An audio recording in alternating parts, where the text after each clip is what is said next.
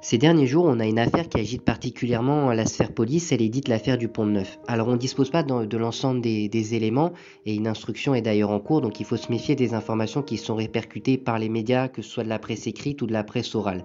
Mais on va tenter de faire une analyse juridique de cette affaire avec des données qui seraient suffisamment concordantes. Tout d'abord sur les faits. On serait le dimanche 24 avril aux environs de 23 heures. 5 fonctionnaires de police de la compagnie de sécurisation de la Cité de la préfecture de police dans le 4e arrondissement de Paris souhaitent procéder au contrôle d'un véhicule stationné à contresens. Donc déjà, d'une part, on est bien dans le cadre d'un contrôle qui est parfaitement justifié puisqu'on est en présence d'une infraction au code de la route.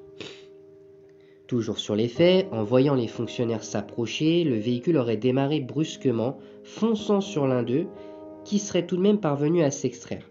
Certaines versions nous expliquent qu'un policier aurait été traîné au sol.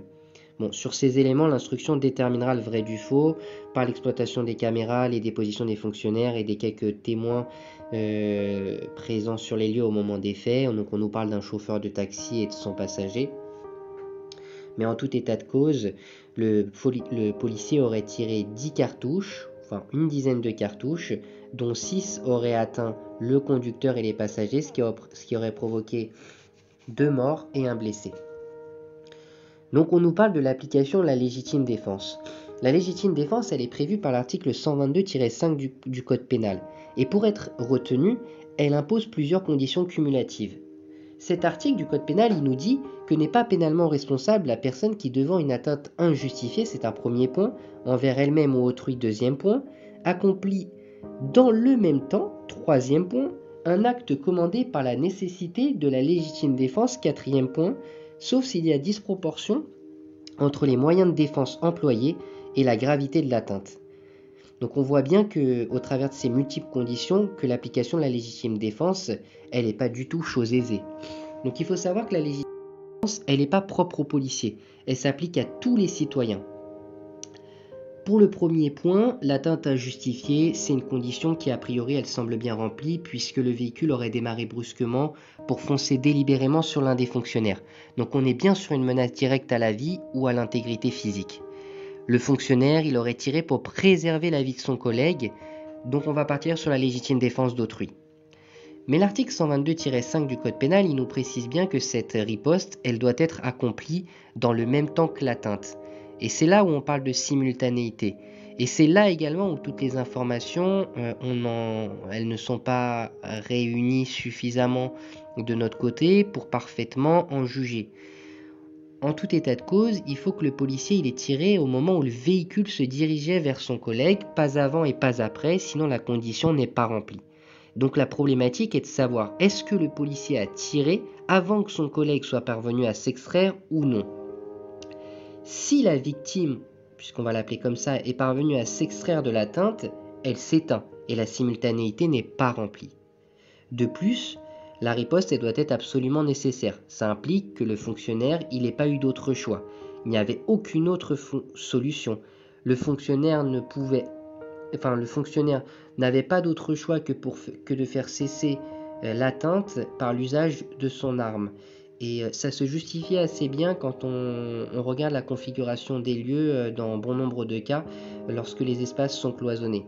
Mais pour le coup, ne connaissant pas la configuration des lieux, il faut voir ce que l'instruction va dire au niveau de cette condition.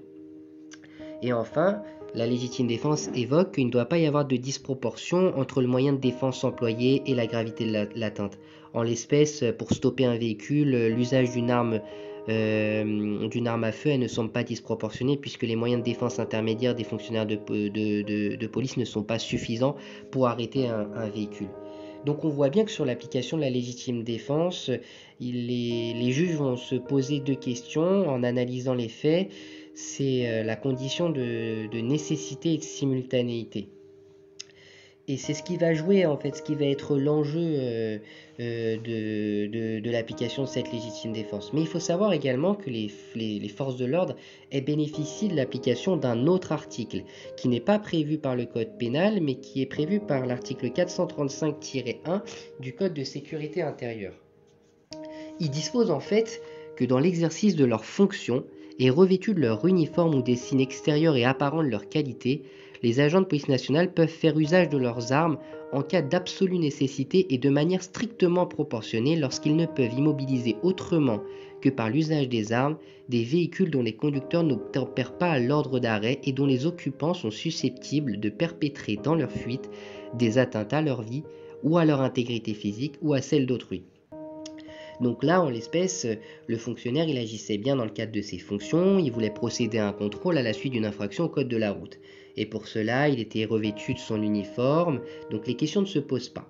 Par contre, à l'instar de la légitime défense, l'usage de l'arme, on nous dit qu'elle doit être justifiée par des conditions d'absolue nécessité et de stricte proportionnalité. Donc dans le même cas que la légitime défense, il va falloir se poser la question de la nécessité, s'il n'y avait pas d'autre solution, si les fonctionnaires ne pouvaient pas s'extraire de la menace autrement que par l'usage des armes.